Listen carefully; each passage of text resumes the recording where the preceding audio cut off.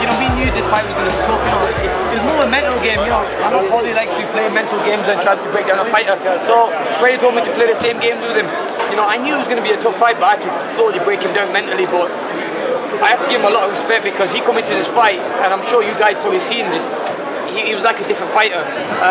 You could see when in his past few fights, he looked ordinary, but today he looked great, and he was very awkward. I tried my best, you know, catching him with the backhand, but his movement was good. So slowly I had to break him down with the jab.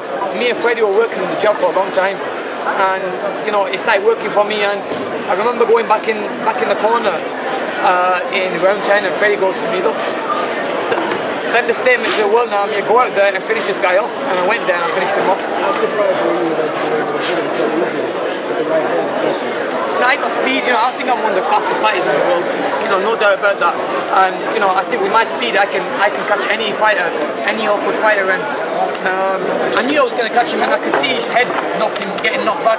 I could see him getting frustrated, but I'd still keep calm. I didn't want to jump in, make any mistakes. You know, sometimes I did get excited, but you know, that's part of boxing. I did get caught in the fight. Like I said, that's part of boxing. You're going to go in the shower, you're going to get wet. I went in the boxing ring, I got punched, and you know, I got a lot of respect for Paulie for staying in there this long. Hey, Amir. Congratulations. Thank you, bro. Yeah, I'm good. Yeah, you too. Future fight between you though. Future fight between you. Hey, whatever they say, right? We're under the same promotion team, and he's a great fighter, and you know, he had a great win, so I see you smile. congratulations. Thank you very much. That was good. Amir. Thank you very much. Amir, what effect? Amir, what effect? Amir, what effect did you see the jab having on him in the middle rounds, and why did you decide to stay with that? I remember in the early rounds I started catching some clean big shots, and I started marking him up in the early rounds, and I thought, you know what, this is quite easy. But then he knew exactly what I was going to do. You know, he kept pivoting, and he was very awkward with his footwork, and he was avoiding my my left hooks by going under and my right hand. It was quite hard for me to get my punches going. So when I went in the corner, Freddie goes to me, look, your jab's working for you. Get the jab going. So let him keep thinking about the jab and then throw the right hand. You know, Freddie's a great trainer. He's a tactician. And, you know, I listened to his instructions, and I went in there, and it worked for me. About what round was that when he said that?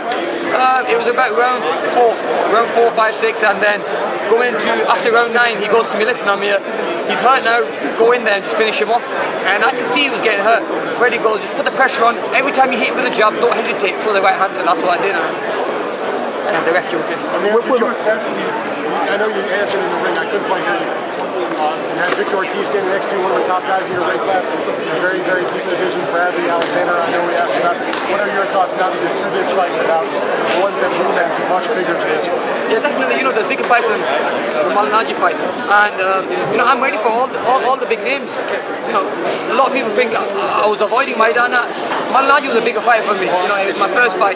If the big guys want to fight me, line up. I'd like to fight Maidana next. You know, to send a statement.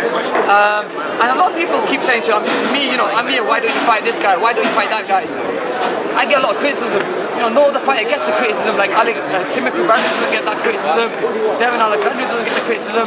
Maidana doesn't get that criticism. Any of them guys, like Victor Carrier, I would knock that guy out. Urango, I would knock him out. So let's do this. You know, I fight Maidana next. Let Alexandra fight Timothy Bradley, and the winner of the winners fight the winner at the end. You know, and I'd love to do that, just to prove who the best is in the division. And I know I've got the speed, power, and I've got the right camps to do that. You know, I'm not being big-headed, but I really think I'm the better fighter of the guys. I mean, just from your amateur, extensive amateur background, give you You know, it does give me the big advantage, you know, having the amateur style, fighting all around the world.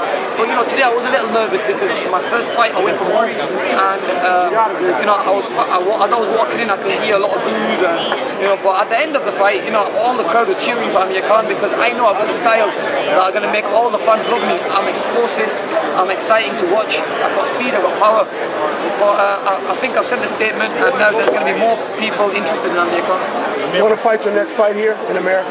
I'd love to, you know, I'd love to fight over here, or even if fights in the UK. I want to take the big fights to the UK, but I've had my debut, I know how it feels. It's the best feeling fighting in America. My dreams come true, and I'd love to go to Vegas and then have a big fight over there. I just about made it to the fight, you could say, because I was in training camp. Then I had to go to Vancouver to get my visa. My visa took a long time. I had to move the whole training camp there. My head was all over the place in a way. You know, I had to stay mentally strong. Then I had to go back to LA again. From LA, fly to New York. I was flying a lot. And it did get to me, but I was still training hard. You know, I want to thank Freddie for flying over. And one thing about Freddie Roach, you know, no matter how big the guy is, you know, how big of a coach he is, he's a huge name, but he loves his fighters, you know, like his kids. You know, and he was beside me all the way through. You know, what I had to go through, Freddie went through with me. So I want to thank him for that. But it wasn't as easy as it looked. You know, I was traveling all over the country, and I got a visa for 23 days. It took me 2 weeks to get a visa for 23 days. So, you know, it's one of them things you live and learn, and hopefully next time I'm going to do well in advance. Yeah, you know, it's part of boxing, you know. To be honest with you, none of that was fake, you know, it was real, everything that happened between us. And I'm a very calm person in a way, and I remember in the way, and he kept pushing his head against me, and it's very disrespectful. I had to push him away, because you don't know, you know, it can slip and put me in the nose, or, you know, he can cut me if someone else pushed him from behind.